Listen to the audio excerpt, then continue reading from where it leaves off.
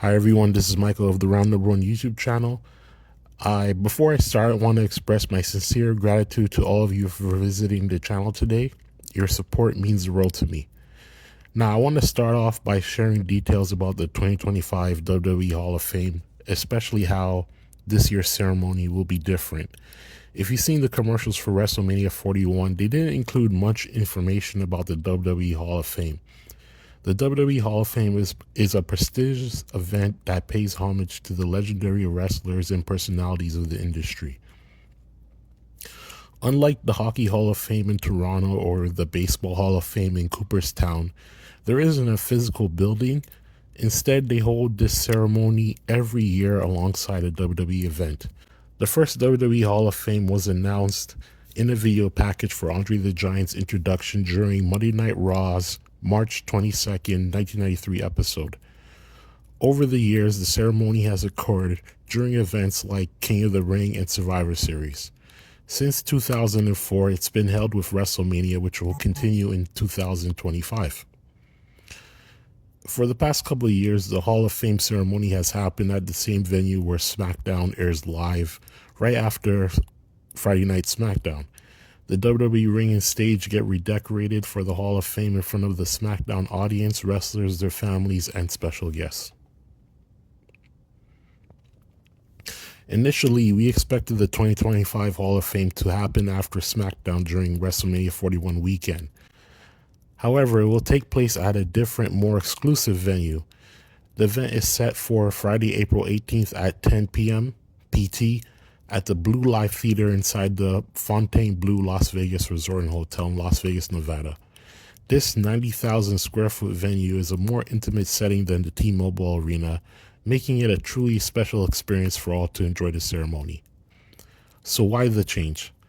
WWE management has made the strategic decision to move the Hall of Fame to a more exclusive and controlled environment.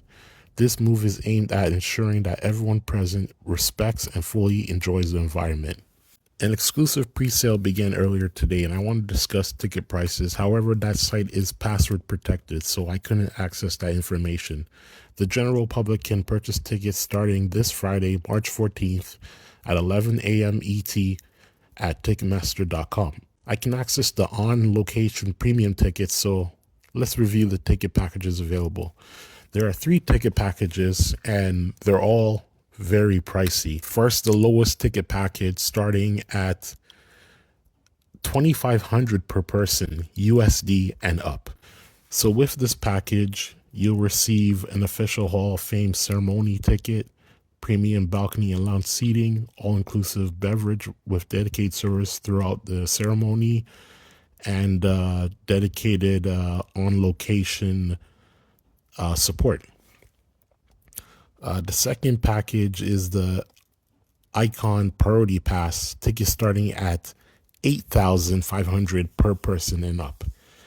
You'll get an official Hall of Fame ceremony ticket, row 2-3 seating, Hall of Fame stage access with podium, photo op, private meet and greet with Triple H and Lex Luger with photo op, a premium gift, and on-location support with the ticket package above. Now, the last priority pass is even pricier. It's called the Legend Priority Pass, starting at $9,500 per person and up.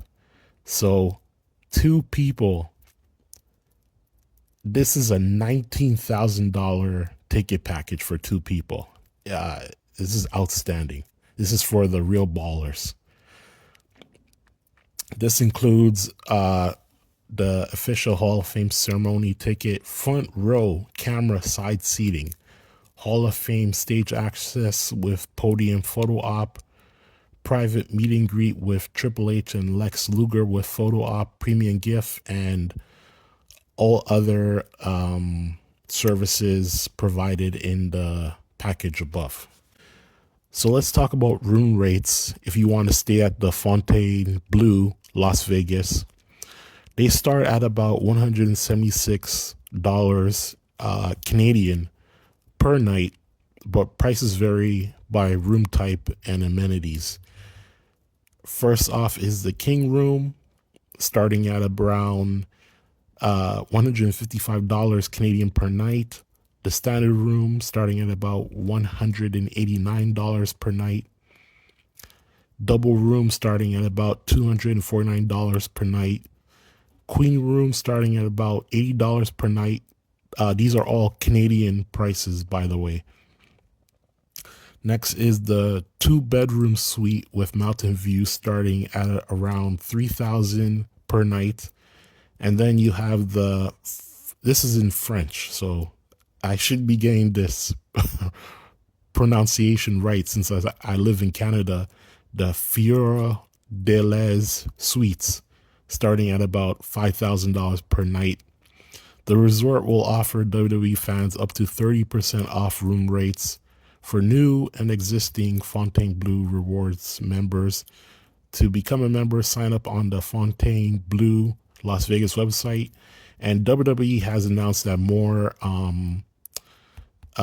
events will be taking place at the Fontainebleau Las Vegas, so stay tuned. I commend the WWE for changing the venue for the Hall of Fame. The typical WWE audience does not behave appropriately at the ceremony. Some fans do not understand the seriousness of the occasion. There are a few reasons for the WWE's audience behavior at the Hall of Fame ceremony. First, many fans are passionate and excited, which can lead to rowdy actions, especially in a celebratory setting.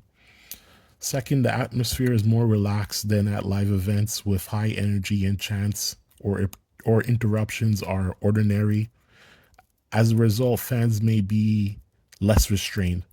Finally, some audience members think that it's a chance to have fun and might not realize that this ceremony is meant to honor legends in the business. This mix of factors can sometimes lead to inappropriate behavior.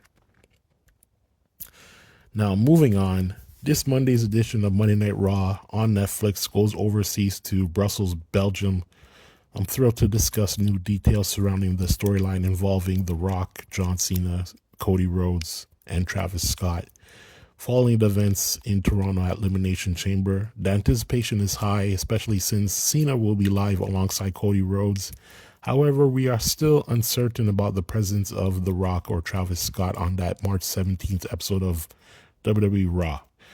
As I mentioned last week, John Cena will be making television appearances on Monday Night Raw on the following dates: this Monday, March 17th from Brussels, Belgium, March 24th from Glasgow, Scotland, and March 31st from London in the United Kingdom.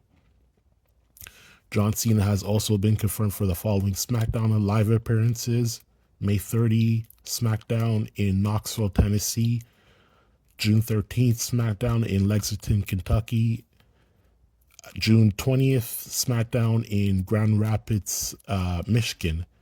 And those are all the confirmed SmackDown dates. We also have confirmation that Cena will appear on Saturday night's main event on May 25th, 2025. Location to be revealed shortly. Cody Rhodes is expected to confront John Cena at next week's Raw. However, we won't see that in-ring discussion just yet. There should be a segment between R-Truth and John Cena this Monday.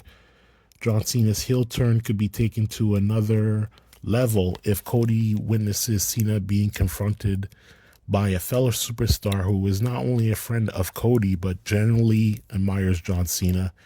This superstar is confused by Cena's heelish actions towards someone as beloved as Cody.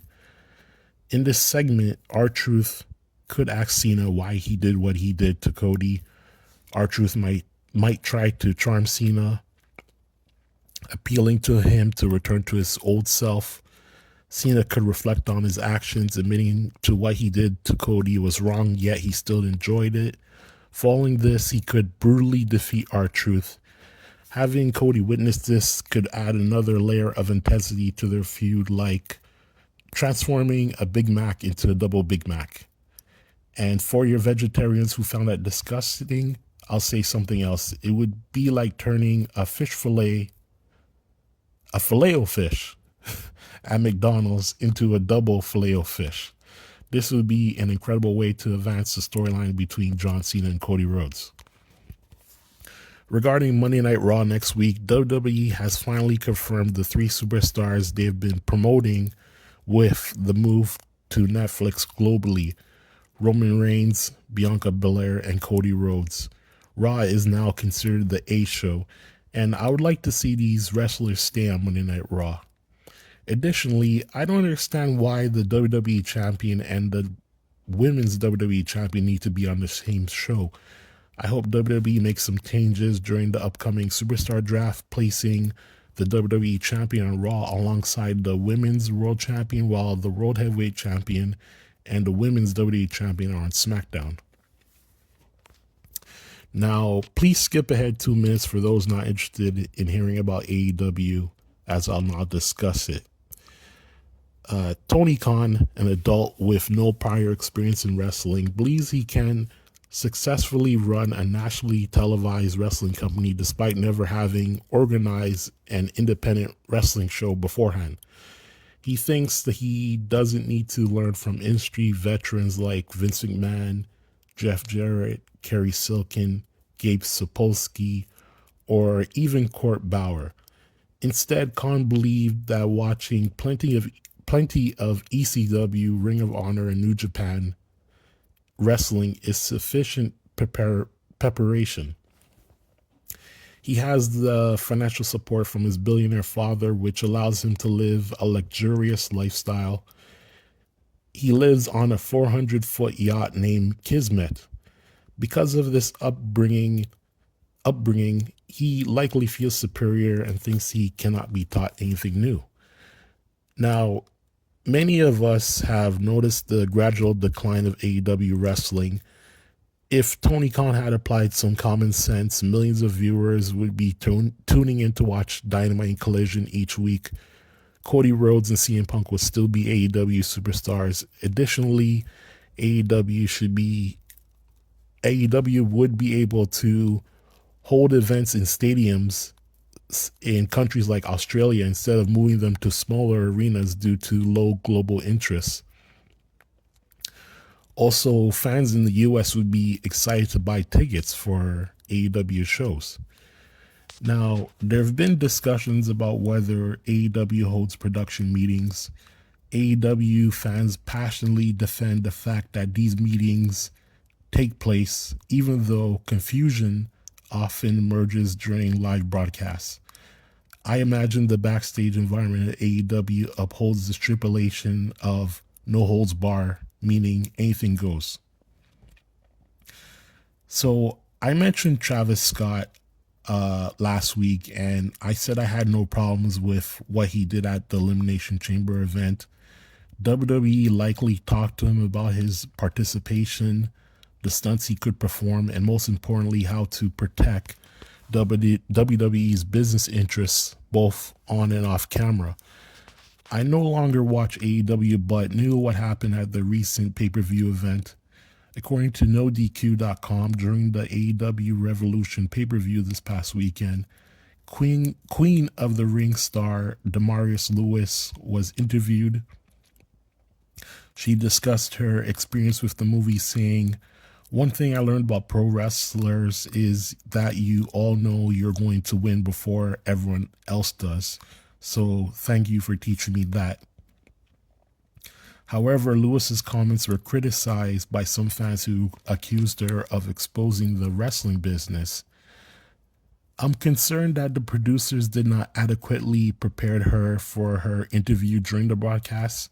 They should have told her she would face a real question instead of a stage one. They should have advised her to protect the match that follows her interview, as she's not playing a role in a pro wrestling show with predetermined plots. She is just a guest. It's well known that wrestling is a predetermined spectacle where everyone portrays a character and unscripted moments are rare. While breaking the fourth wall during a promo can be intriguing, a non-character breaking the fourth wall during the show may not be appropriate while the story is being told. Tony Khan, please get your act together, hold production meetings to ensure everyone is informed so your show can be considered professional sports entertainment. So here on round number one, we use terms some viewers may not be familiar with. In wrestling, breaking the fourth wall refers to instances when wrestlers acknowledge that their storylines are scripted and they are performing for an audience. This can include speaking directly to fans about behind the scenes aspects of the sport. While this technique can add humor or intrigue, it might also disrupt the immersion in the storyline, leading to mixed reactions from fans who prefer a more traditional approach to storytelling. Now, to end this recording of round number one, we have to talk about some rekindled love in the wrestling industry. According to TMZ, Miro and CJ Perry, also known as in the WWE as Lana and Rusev. I had to think about that for a while. Miro and CJ Perry began to rekindle their romance in June 2024 when Miro returned to the United States after visiting his home country of Bulgaria for an extended period. The pair continued to work on their relationship over the months, and Perry spent Christmas in Bulgaria with her husband. They renewed their vows at a small church in Los Angeles, California a few weeks ago, as they never legally filed for divorce back in 2023, according to TMZ. The pair are now living together and are reportedly splitting their time between Los Angeles and Bulgaria. They may have learned valuable lessons during their time apart that enable them to address their issues more effectively, making their renewed vows more meaningful and grounded. A vow renewal highlights the love between the couple, reminding both themselves and others of why they choose to be together in the first place. Okay, so that's it for today's upload of the Round Number on YouTube channel. I'll see you during the week. Thank you and goodbye.